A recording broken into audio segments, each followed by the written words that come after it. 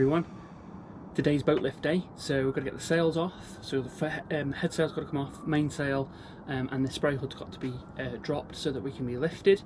And the boat's going to head down to Hamble Point Marina for a bit. It's going to get lifted out of there. We've got a little bit of work to do underneath. It needs anti-fouling, the leg needs looking at, and then we're going to have a look at this propeller. So yeah, that's about 11 o'clock. It's just me here today, so it's going to be interesting getting the boat out, but thankfully we've got a really good day. So sun's just coming up, there's no rain, there's absolutely no wind, which is really nice because the last couple of days it's been blowing a gale. So I'm really pleased about that. And yeah, get ourselves down there about 11 and we'll get lifted. Okay, so just by way of a bit of an update then, almost lost a rope up the mast, but other than that it's gone really well, to be honest. This is just drying here, and as you can see, main sail's off, front sail's drying in the sun, and yeah, this is all packed away now. This is quite good, it just folds up and puts on, you know, attaches itself back to the boom. It's really good. It's a good sail bag, that. This is the front of the sail bag, the bit that goes actually around the mast. That's just drying in the sun here, and then as I say, I've dried the spray hood. I'm just letting that dry off a little bit more, and then we'll just be able to put that down. Really, I don't think I'm going to take that off today. Might do later if it's dry, but that'll have to go inside the boat, you see. Yeah, it's looking good. And the other thing I have done is I've tied my reefing lines properly to the back of the boom, so that we're not having that incident again, so they're tied off properly. Having not done much single-handed work with this boat, I had to work out how I was going to get it out of the dock. Thankfully there was no wind at all, so this is the setup I came up with, which meant the rope was closest to the steering pedestal and I could just flip the rope off and pull it back in on the back cleat. Well, we're here and it's just gone 10 to, so that's not too bad at all. We just move our way through the boat and I'll go and line it with the crane, see if the guys are there ready for us, and then we'll get ourselves lifted.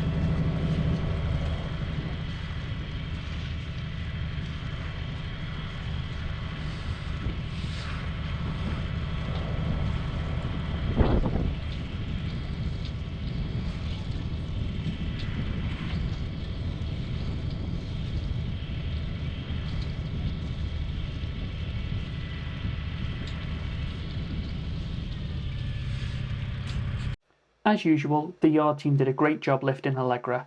I went for some lunch, they cleaned the boat off, and by the time I came back, she was ready to do some work on.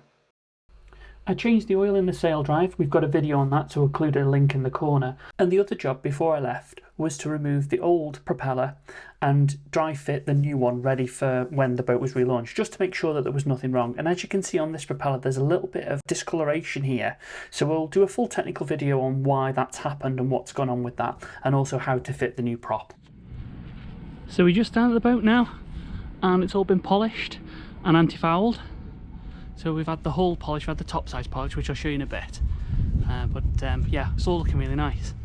And then we've had the sail drive coated in Trilux, so that's all ready to go. And I've just taken the protective cover off the spline here, and we're just going to grease this up and we're going to fit the prop in a sec. But it's looking really good. We do need at some point to take our anti-foul back, because you can see we've got quite a thick build up now of anti-foul. So at some point that will have to be done.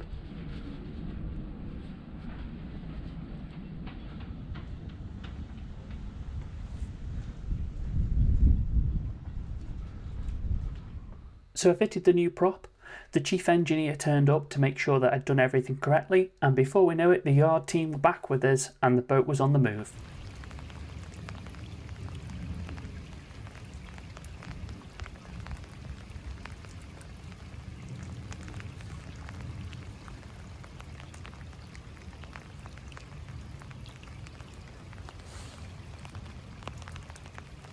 Hamble Yacht Care have done a great job with the boat and she's looking really shiny. So we were going to head out today, but unfortunately overnight we've had a leak, and it's leaked here around this joint and between these two panels. So when these boats were built, I'm assuming this tray was different here, and then they've obviously fitted an autopilot at some point. So whoever's fitted the autopilot just fitted a piece of plastic here and just slotted it in behind this, because this panel sits further out. So what they did was behind here they just put a bead of sealant and stuck that down, and then this whole piece here, all along here, is put in with like a foam that's just deteriorated. So for now I've taken all of that off, cleaned it all up, and I've put a bit of Sikaflex. So it's probably not going to come back off, to be fair, but at some point I want to renew all of this and make it out of one piece rather than two, because you can see the joint here. So unfortunately, obviously, if it goes in there, then it ends up in the back cabin, and that's where it ended up. So it leaked and it come through, I think, this joint and possibly the top of here, because this is now flush where it wasn't before. So it came through there, and also possibly through this side here, because this cover hasn't been on for a little while. So I've taken this panel off, and there was just silicone sealant behind there, so we've rebedded that properly. So that's got a bit of tape on it now, so that's not going to go in again. But like I say, the back, at some point I'm going to have to try and remove all of that, which probably wasn't the best, but with the amount of rain that we've had just recently, we've had Storm Babette. So we had Storm Babette, and yesterday we had a torrential rain warning. So we came back in, as you saw yesterday, into the marina, just checked everything's okay. The prop's brilliant, but a bit more on that later. So yes, we came back in, and the idea was that we'd just charge the batteries up, have last night, and then head out today when the storm passed.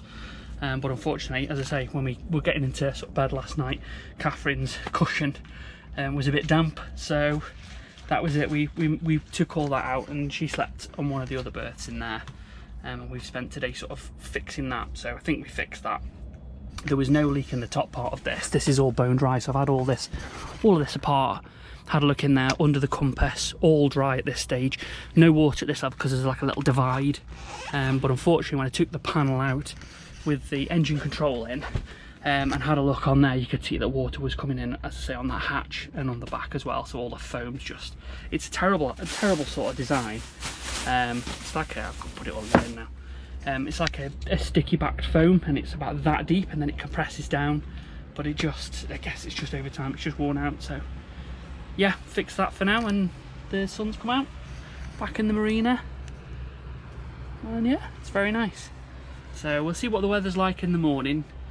We might nip out tomorrow, but again, I think there's another torrential downpour due tonight, so we'll see what happens.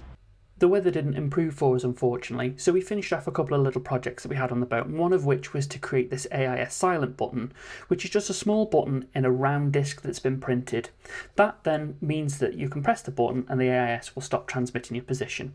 I also fitted an FM radio aerial because we'd removed that when the splitter came out of the boat previously. So as the weather didn't improve, we headed down to the Historic Dockyard at Portsmouth to go and have a look at some of the other big boats that are down there, and one of those is HMS Warrior. Ordered in 1859, Warrior and her sister ship, the Black Prince, were the first armour-plated, iron-hulled warships, so it's a wooden superstructure with cladding on the outside. She was steam-powered and had a total of 40 guns on board. With a length of 420 feet, a beam of 58 feet and a draft of 26 feet, she was a fairly large ship. She was able to maintain 14 knots and cover a range of 2,100 nautical miles. 18 crew would live, sleep and eat around this bench.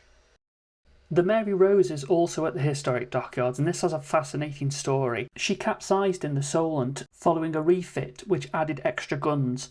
She was eventually found in the 1970s, and in the 1980s she was lifted and then moved here and slowly turned onto her side. And this is what's left of her now that you can see. Most of this was down in the mud, and that's why it's so well preserved. It's a really good museum that's all been updated, so I'd recommend a visit here to go and have a look. And finally, Victory, which is undergoing some major works at the moment. Built in 1759, capable of 9 knots and carrying 104 guns. This was another flagship of her era. With 821 crew on board, this was her living accommodation. There's still some other areas of the museum that we haven't seen, so we're going to make a return visit, as your ticket's valid for a year. Hopefully next time the weather will stabilise a little bit and we'll be able to get out and about on the boat. We'll see you next time.